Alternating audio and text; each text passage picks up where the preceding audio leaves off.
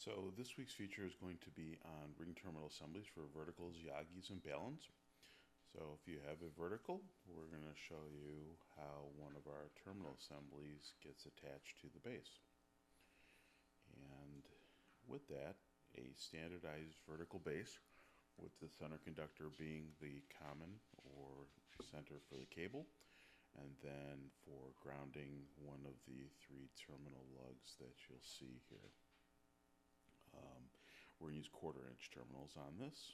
So as a standard for the bigger cables, we also have them available as a standard with a number 10, and we can also offer a number of customized sizes. In this example, I'm also going to throw some ferrites on there, 7 of them. The choice is always up to you as far as how many you may want to use. So here you see the terminals are installed into place, center hot lead, and then the ground. As you notice, the terminals are all crimped into place to ensure a nice connection. The Y splits are sealed, and the Y splits can come as short as 2 inches or as long as 6. However, 3 and 4 inches are our standards in the products that we offer today. So the next step is the mastic.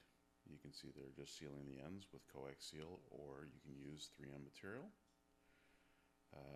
Quick feed off of the antenna there just to show how it's connected.